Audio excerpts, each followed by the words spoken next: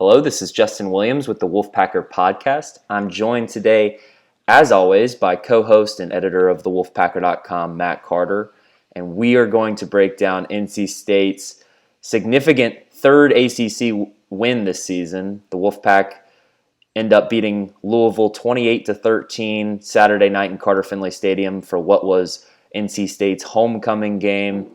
Matt was there. I was watching it on ACC Network.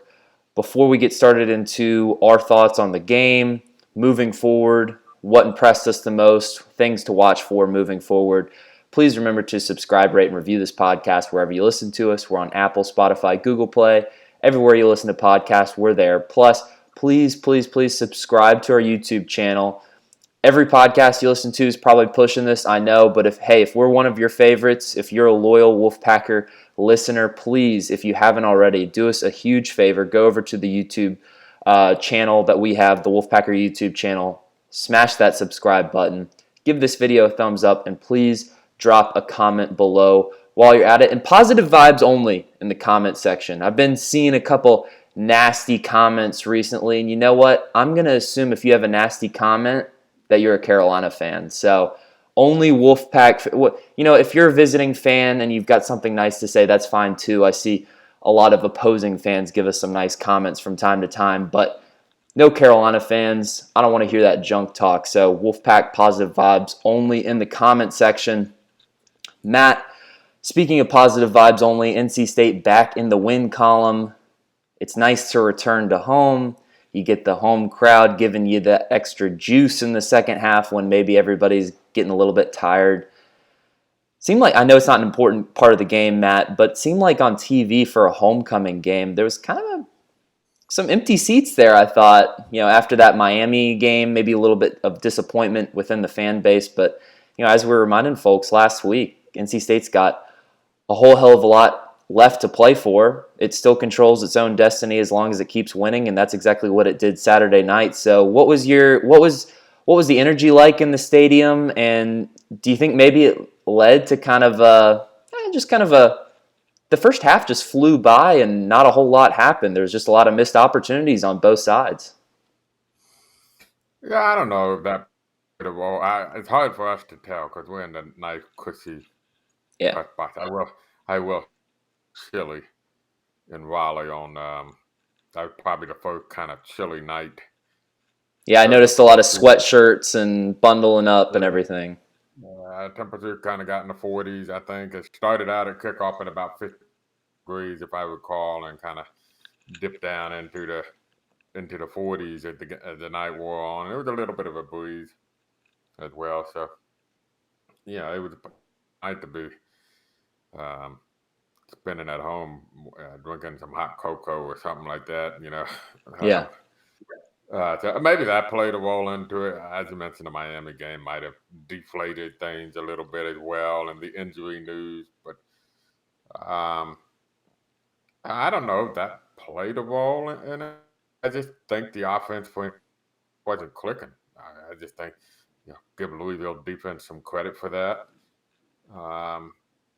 But yeah, it was certainly a slow start. There's no question about that. NC State, first drive got, I think, a couple first downs and stalled out.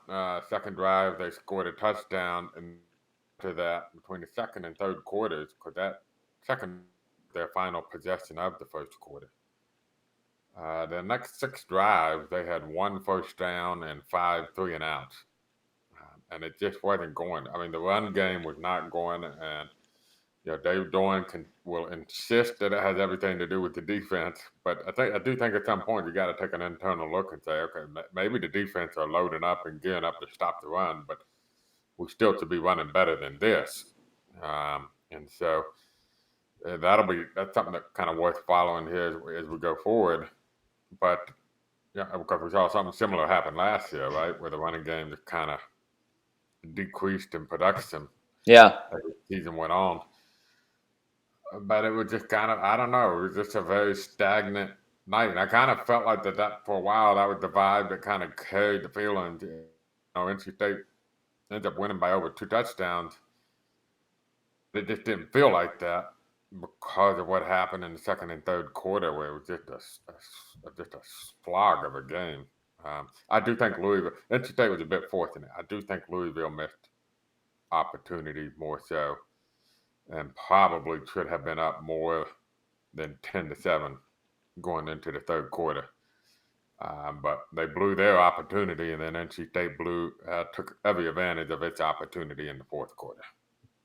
No question. Yeah, I mean, if you're an NC State fan and you missed this game for some reason last night, you want to rewatch it on your DVR, or you can always watch the games on YouTube at the ACC Digital Network channel. Great tool for those that aren't aware of it. But you can go ahead and just skip to midway, pretty much into the third quarter, because up until that point, it was just a gridlock. I mean, NC State's defense, you got to tip your cap to NC State's defense for keeping the Wolfpack in this game for as long as it did, kept it a manageable score. Like you mentioned, Matt, Louisville very easily could have been up a touchdown or maybe even two possessions by the time NC State's offense seemed to get into a rhythm late in the third quarter. But, I mean, considering the injuries, you have 4 defensive starters out from your opening day roster.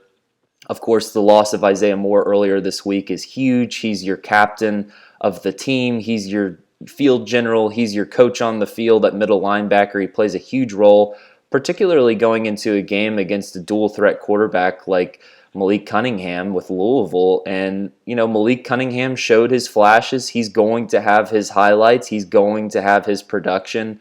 But can you limit him, and can you stop him when it counts, when Louisville is threatening you inside of your own territory? Can you get a stop? Can you force the Louisville kicking team to come out and just settle for a field goal, which Louisville was also missed one of those field goals early on in the game? Tip your cap to this defense for setting the scenarios that NC State was only down 3 late in the third quarter. Finally, once Trent Penix was able to get open, catch that touchdown, which broke open the game, NC State takes its first 4-point lead of the second half. And from that point on, it was pretty much all Wolfpack. I do think Louisville was able to manage a field goal, but that was it. NC State outscored Louisville 21-3 in the fourth quarter. Do you want to start with the offense or the defense, Matt? Because I feel like... I think you should start with the defense because they deserve... Yeah. Headline. That would add to that. That field goal was aided and abetted by a really poor roughing the passer penalty on Vi Jones, and poor not on the part of Vi Jones, poor on the part of the official to throw that flag.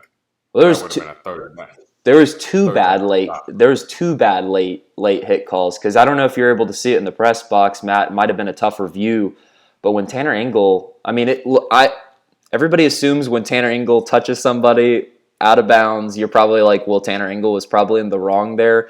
But Malik Cunningham was just being a smart player, and he knew that he just got that ticky-tack call 1 second ago. He rushes right to the right sideline again on the very next play. Tanner Engel barely touches him out of bounds, and Malik Cunningham collapses as though he had been, pushed by Thor himself. Gets another penalty. So there's 30 yards right there. NC State probably could have, not allowed that field goal to begin with. It wasn't a defensive breakdown. It was the referees giving a gift or two to the Louisville offense. But anyways, continue, Matt. Yeah, but the bottom line is at the end of that drive, Louisville gets it into the inside the 20 and had to settle for a field goal. And I think at one time they had a 4th and 1, and they ended up having they were for it, but they got a false start and they had to kick a field goal there. I'm not sure if that's the one they missed. It might have been the one they missed. Yeah. The first quarter was a chip shot, 24-yard field goal. Drake Thomas had a huge sack on Malik Cunningham down there in the red zone once. Yeah, the bottom line is every time Louisville got close, they had to end up lining up for goals, which was the classic definition of bend but not break, right? But when you're playing a team that runs the ball like Louisville, that has the big play capability of Louisville, which did hurt NC State in this game, that's kind of the philosophy you have to take. That, Louisville played 8 times. That ended up being the 3rd fewest total yards in a game this year for Louisville. But most importantly, the first time in a game they did not score a touchdown in the red zone. The only touchdown was a 7-yard pass or 79. I can't remember the exact yardage on that. And then otherwise, they did touchdown in the red zone, and that ended up being the fewest points in a game for Louisville by, I think, by 11 points, fewer than any prior game. So that is an explosive, high-powered rushing attack, dynamic quarterback, prolific offense that they played. And NC State gave up yards, particularly in the rushing game. That not the norm, but they didn't break, and that was the whole. Truthfully, what won NC State the game. I felt like they didn't break. They held up in the red zone, and they did get a turnover. They got lucky with the missed field goal. But yeah, I think that's why they won the game by points. Yeah, very simple. They just did not give up touchdowns in the red zone to an offense that's pretty good at scoring touchdowns in the red zone. I think if you're an NC State fan, you've got to be super encouraged with that, and that's kind of your best hope for this NC State defense the rest of the way, right? When you're facing dynamic offenses in college football, you know you're not going to shut a team out. I mean, there's really only one defensive front in the country, maybe two, that can really just truly shut teams out, and that's Georgia right now. It may be Alabama if they're playing an inferior opponent, but we've seen that they can be just as equally against good offenses. I mean, nobody can stop a good offense, and Louisville's is a good offense, but can you stop them when it counts? Can you muster together 3 and outs in the red zone or deep in your own territory? And that's exactly what NC State did. This is a game that Louisville outgained NC State 434 yards to 361. That could have been an even wider margin had NC State not really put the pedal to the metal in the fourth quarter, outgaining Louisville by nearly 100 yards in the final 15 minutes of the game. So, hats off to this NC State defense, and it starts with Drake Thomas, who picked up Isaiah Moore's role at middle linebacker, allowed Vi Jones to slip into Drake's spot at outside backer, which allowed Jones to use his athleticism, which was really kind of suited for, a matchup like Malik Cunningham, a dual-threat quarterback. Would not surprise to see that recipe used again next week in Tallahassee against Jordan Travis, an equally explosive dual-threat quarterback that NC State will face next weekend. But, in a game where Louisville runs for 215 rushing yards, you'd think that's a game that you lose more times than not. But for this NC State defense to only keep Louisville to 13 points on the scoreboard is super impressive. And, again, just a couple stats to just solidify NC State's defense stepping up when it counts. Louisville 6 of 15 on third down attempts, was 0 of 3 on third down attempts in the fourth quarter. Also 0 of 3 on fourth down attempts for the game. So, look, when Louisville rolled the dice and needed just a few yards, NC State was able to stop it. And, as frustrating. I was going to say one of those was a key stop in the third quarter. I mean, Louisville had gone up 10-7. NC State had one of that series of 3 and outs they had. Yep. I tell you, it felt like a big defensive possession here. And Louisville started the drive. They were on the drive, and they kind of got into that no man's land, in between the 30 and 40-yard line. And they faced, I think, a 4th and 3 or a 4th and 2, and they went for it with I believe, a Malik Cunningham run. Yep. And they got stopped short. That may have been a game saver, which again goes back to, truthfully, Louisville was the team that had the opportunity for 3 quarters. They missed a short field goal. They got stopped in the NC State territory on a 4th down, and they had to set a short field goal. So that was a huge down stop there in the third quarter. Well, as frustrating as it was for NC State's offense for a majority of that game, you have to think if you're on the Louisville side of the equation, I mean, you're pulling out your hair if you're Scott Satterfield. Just as many explosive plays as they were able to execute, and they were. I mean, it seemed like NC State constantly had them in bad field position too. NC State pins Louisville inside the 20-yard line 5 times in this game. Again, I brought it up. I know it was kind of a joke to give Trenton Gill my game ball last week, but he is an important part of the equation of what NC State does best, which is grind you down, for as long as you can take it, and then as soon as there's an opportunity, NC State's going to strike. I mean, it's really a similar formula that NC State took in this game to what happened in Chestnut Hill 2 weeks ago, where for 2 quarters, better part of 3 quarters, dead even. NC State just hanging in there, waiting for the offense to get going. Good special teams, solid defense keeps you in the game, and then when that opposing defense starts to get tired or you figure out the equation, you finally pull the right strings. If you're Tim Beck, the offensive coordinator, finally get some points on the board, and then you can take control of the game. So if you're Louisville, way more missed opportunities than if you're NC State, and that's the complete opposite of what was the case last week, where NC State seemed like the team that left all the money on the table. Let's talk about the offense, Matt, because, for 3 quarters, it seemed like we were going to have a conversation this morning of, what's going on with this offense. Got to figure out the run game somehow, and I still think we need to have those conversations because this run game really, really, really is not producing nearly as much as what we kind of expected going into the season, and considering the talent in that department, you'd expect a lot more of it. But there's a guy by the name of Devin Leary that came in to save the day when it counted, and don't look now, but Devin Leary is really putting together a strong case to see his name on the All-ACC ballot at the end of the year, because in ACC play alone, in the entire season he's been steady, he's been super consistent, but in ACC play he's been surgical. I think I saw the stat. It might have been incorrect on whether it was conference only or not, or if it was just his last 5 games. But I'm not sure he's thrown an interception in an ACC game yet, Matt. Has he? Yeah, I'm going through him in my head. I don't remember. He had a turnover against Clemson with the fumble. Yeah. They tried the trick play. I don't remember an interception in that game, and he certainly didn't have any against Boston the last couple of weeks. Yeah, I don't think he has had an interception. He did have a turnover, but not an interception in ACC play. Yeah, phenomenal last night. That was a matchup they were hoping to take advantage of with receiver on corners. You look at the 2 corners for Louisville, they're 5'10", one's about $170, the other's less than that.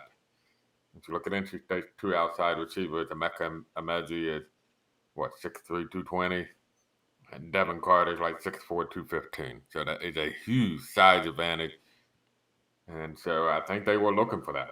They got press covers. They were going to go to those outside receivers and trust Devin Leary in this game. For whatever reason, it was just for 3 quarters outside of a drive or 2 did not click. And, the frustrating part, as you mentioned, with the field position. Particularly, I would say in the second quarter, maybe it was. Yeah, second quarter, they had a lot of opportunities where I think Thea Thomas a couple of times had a fair catch around the line, NC State 40-yard line. That's great field position. They had a kickoff go out of bounds. They got at the 35, and they just were not taking advantage of winning the field position battle because they just could not move the football. And largely because of an inability to run the football. They just couldn't run it, and they were not getting positive yards in the running game. And it just put them in back. They just could not get first down. And, Louisville did some good things on the outside coverage, breaking up some passes. And whatever it was, I'm not sure what it was. I haven't broke down film. I'm not the coaches. I don't know what the plan was going into the game. I don't know what the execution was. All I know is that it wasn't working. Doran hinted that him back changed some things up, maybe the pocket around a little bit, quit being so stagnant in the backfield, and that might have helped. That was a beautiful play call on the Trent Penix touchdown pass. The Devin Carter touchdown was a well-executed play. You just started seeing things start. The nice play once to Ricky Person a couple times on the backfield against the aggressive Louisville defense, kind of coming out, leaking out of the backfield on the screen pass. And it was beautiful in the fourth quarter. I mean, you felt like there was no question they could score if they got the ball again. Yeah. In the fourth quarter. So, strangely, that's what I think we talked about that in the preview podcast. Louisville was not a good fourth quarter, second half, but particularly fourth quarter football team. That's one of their issues this year. This is the second game they've been outscored somewhere around 21-3 in the fourth quarter. I think Virginia also outscored them 21-3 in the fourth quarter. So Louisville has clear issues they have to identify about the fourth quarter. I don't know what's going on fourth quarter with them. And the other thing we said before the game is teams that beat Louisville had success throwing the football on them, right? Wake Forest threw for over 300. Virginia threw for almost 500.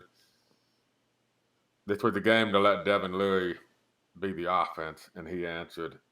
And it's just a shame, not a shame, but it's just somewhat of a shame for Leary that the ACC is so damn good this year with quarterbacks. Because, yeah, it makes it hard to be All-ACC this year when Kenny Pickett and Brennan Armstrong and Sam Hartman are doing what they're doing. Yep. And you're getting overshadowed despite putting up unbelievable numbers yourself. And you also got Malik Cunningham, Mr. All-Purpose, running around there. And you got Sam Howell still putting up very good numbers down in Chapel Hill. It's just not leading to a lot of wins down there. And so in a normal year, you felt like he'd be in the mix for first-team All-ACC. And right now you're wondering, we'll mention All-ACC just because there's so many good quarterbacks in the ACC this year. Right. But it is setting up for, a lot of those guys you mentioned, Matt, they're playing their ways into pro contracts this summer. Leary, for as good as he's been, I still think he's got some more time to mature before he has, working on Sundays to think about. He'll be back, I would assume, next season, and you'd think that Kenny Pickett, his draft stock going up as high as it has, Sam Howell probably still a first-round pick, even though I know Carolina hasn't been as good.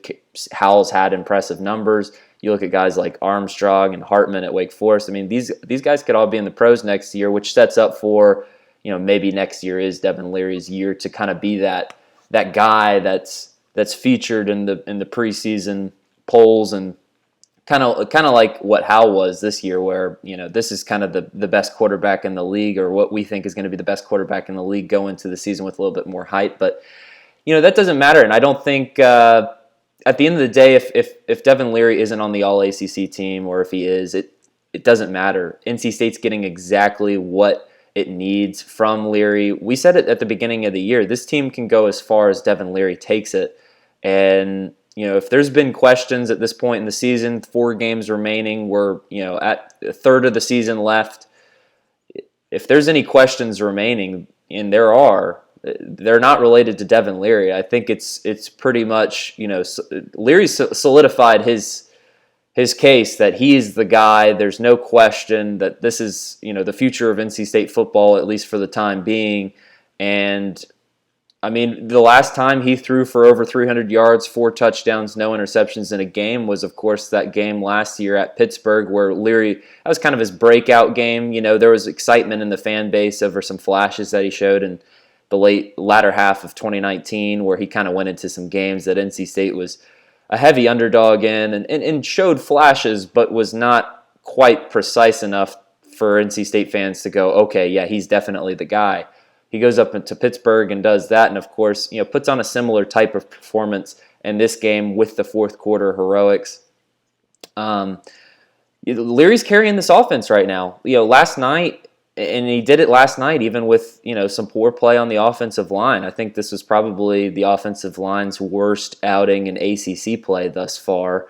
You lose a guy like Chandler Zavala at left guard. I know that's probably a loss that they're really feeling right now. That left side, particularly the offensive line, was the strongest part, with Ike Ekwonu at left tackle and Zavala at left guard. And then, of course, you got Grant Gibson at center to pitch in on the left side if needed. Now you've got to switch things around, and I think it's probably just a matter of just getting that right fit in the absence of Zavala, figuring things out where everyone needs to be. I'm not super concerned that the offensive line struggles are going to continue, but they were there last night. I think it's a big reason why the running game just never really got off the ground. Louisville really controlled the line of scrimmage when the Louisville defense was on the field. It controlled the line of scrimmage, and when NC State's offense began to click, you mentioned it, Matt. It was because they started moving the pocket. It's because they started scheming away from having to just sit there under pressure while the Louisville defensive line is blitzing, Leary. It gave Leary a little bit more comfort, a little bit more space to maneuver, find the open man, and let your playmakers make plays. If only you could just, for the first 3 quarters, if only NC State could have moved the ball on first and second down, it probably wouldn't have been as frustrating a game. But Dave Dorn said it best at halftime. It's like, feels like we're always in 3rd and 10. And he was and it continued for the rest of the third quarter. It was like every time NC State went on the field, nothing on first down, nothing on second down. And then you're just setting yourself up for a tough play on 3rd down. And even if they managed to get 1 first down, it's like same equation. They couldn't do it twice. So what's your take on the run game right now, Matt? Is it a combination of issues? Is it last night? Did you think it was more the offensive line? Is it the backs not performing? I mean, it's like with Ricky and Bam, they're both so talented. You would think that one of them could get going. And it seems like recently it's been Ricky, but even he hasn't put together a whole lot. I mean, what's your take on it? Tough to tell. It really is. I mean, trying to watch the box. I did see 7, 8 guys in the box at times for Louisville.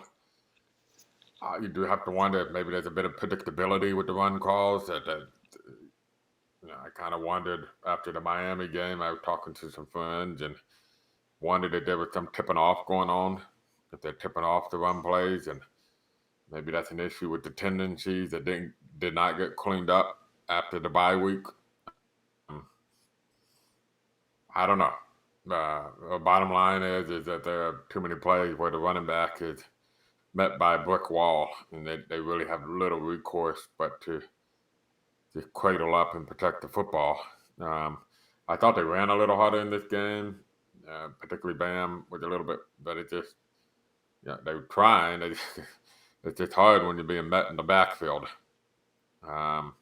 There was one run where Ricky Person looked like he had a nice run being set up, and then all of a sudden he went east-west instead of continued. And it ended up being a 2-yard run when that looked like it had about 5, 6 more yards if he had kept on the current path.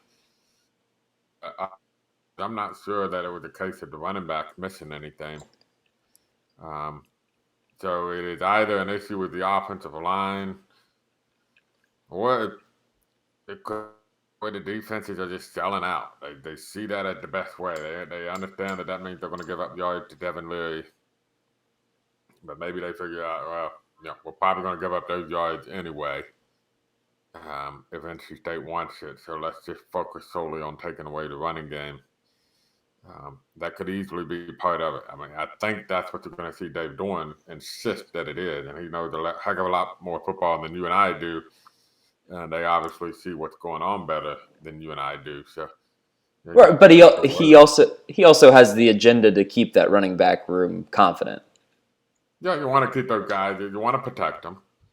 No question about it. So I think it's probably what you said before, a mix of all of the above. I think there's the offensive line that kind of had issues post Javala injury. Honestly, if you look at it, how they really run the football that effectively against Power 5 team, period. I mean, they weren't great running the football against Mississippi State that much. No.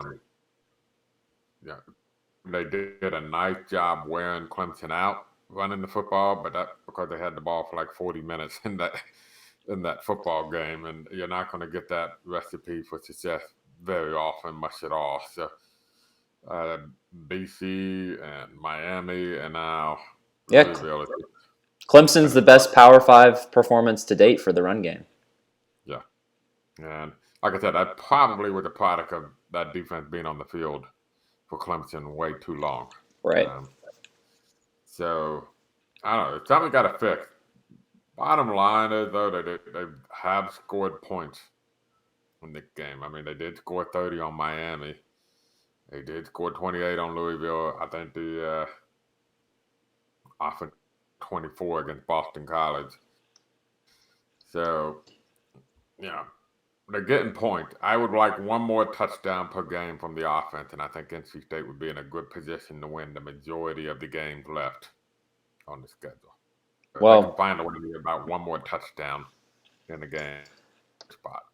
I can tell you the Miami loss is looking a lot less, I guess, hair-pulling, if you will. And Mississippi State. Yep, big Mississippi State, big win over Kentucky at home last night. Miami going up to Pittsburgh, taking down the Panthers. What was that, Matt? Like I said, Mississippi State now 5-3 and 3-2 in the SEC.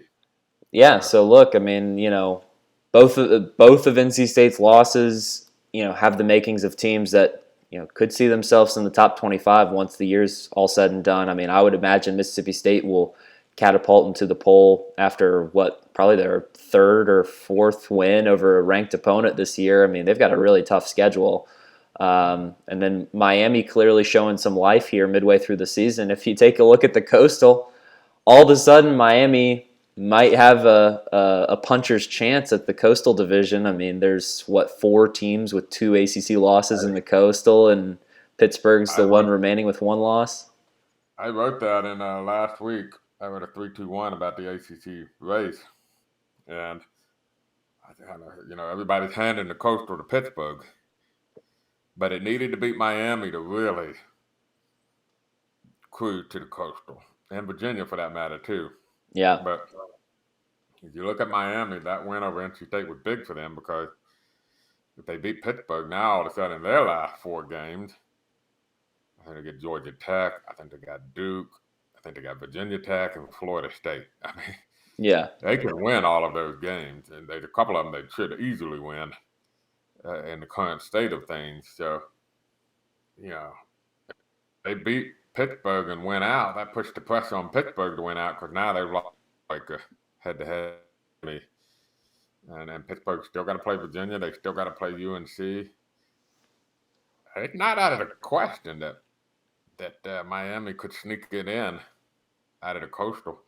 And it's still not out of the question NC State could win the Atlantic. So, no. On that dream. No. Can't give up on that dream either. So, it's still possible for Clemson to win the Atlantic, as much as people don't want to say it. I mean, Clemson has not looked impressive, but they keep finding a way to win these close games in the teens and 20s. The least impressive 4-2 ACC team. I mean, the defense has been impressive. I'll give them that. But they've had 3 fluky wins, it feels like, at home. Yeah. And 1 on the road against Syracuse. They're not that far from being 0-6. Mind-boggling. Look, this is a huge win for NC State. Reason to celebrate, but you got to move on. You got to go take care of business next week at Florida State.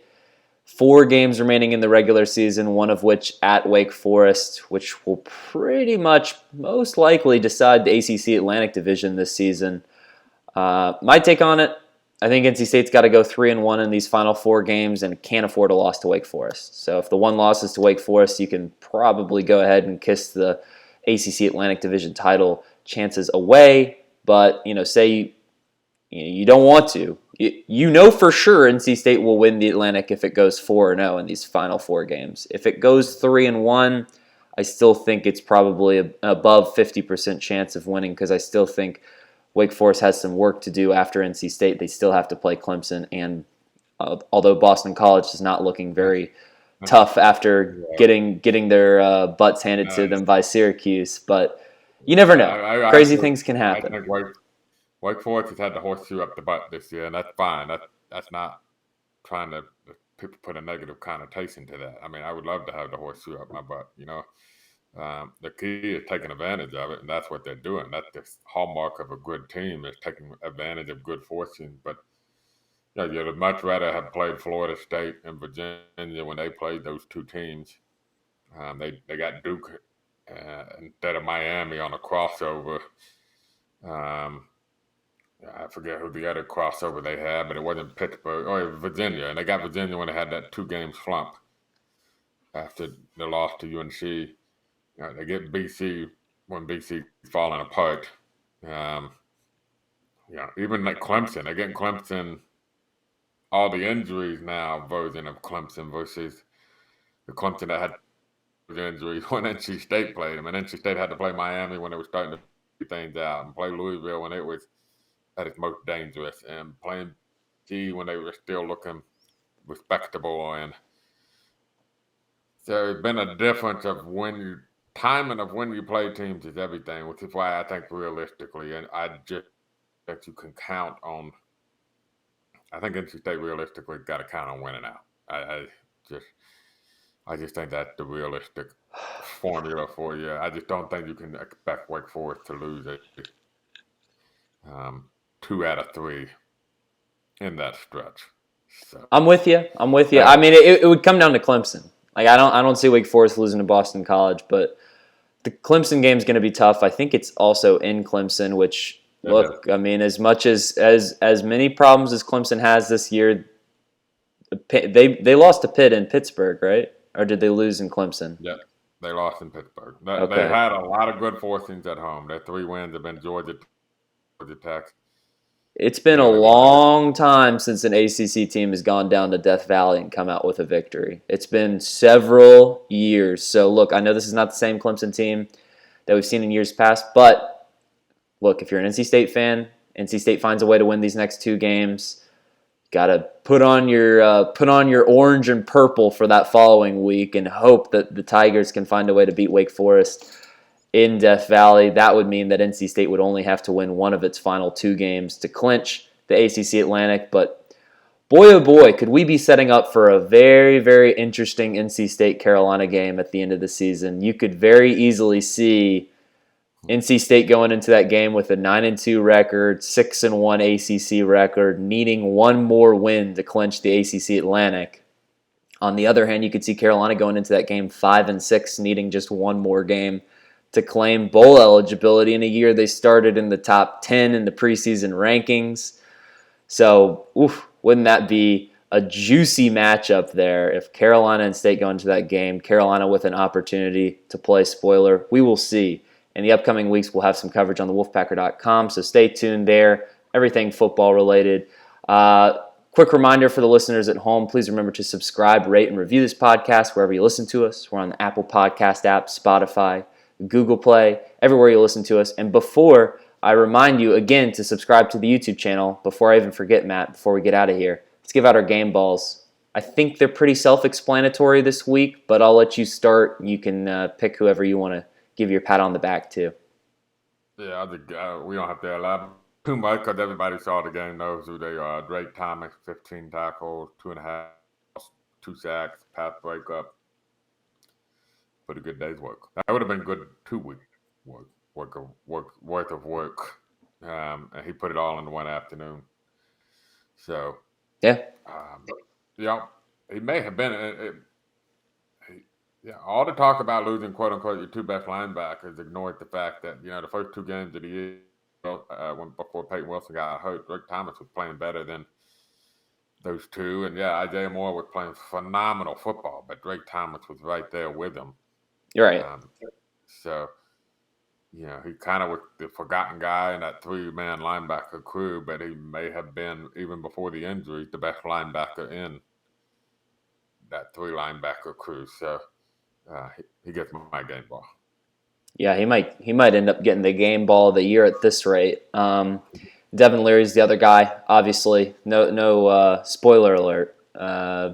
Devin Leary completes 69% of his passes, 317 yards, 4 touchdowns, no picks in ACC play thus far. Let's go ahead and knock on wood for that one because obviously 4 more ACC games ahead of him. But Leary's been looking sharp. NC State fans should be excited. This team can go as far as he takes them. Can he lead the Wolfpack to 4 more victories? Can the rushing game get going just enough to give Leary enough cushion to do so? And can the defense keep reeling these teams in, allowing the offense to take care of business in the second half? We will see. Stay tuned on the Wolfpacker.com. We'll have all your coverage here in the next few weeks as the season comes to a close and we head into the postseason, see if NC State can sneak into that ACC championship game. Remember to subscribe to the YouTube channel so that you can catch all these podcasts for the games. We've got the previews. We've got the post-game analysis. We've got basketball season coming up. Matt and I have to talk about doing a basketball preview here soon. A lot going on. So subscribe to our YouTube channel. Give this video a thumbs up. Comment below. Positive vibes only. Follow us on social media. You can follow us at our main account at the Wolfpacker on Twitter. You can follow us, or you can follow me personally at Justin H. Will on Twitter, and give us a like on Facebook, NC State Wolfpack on the Wolfpacker.com. So for Matt Carter, this is Justin Williams, and this has been the Wolfpacker Podcast.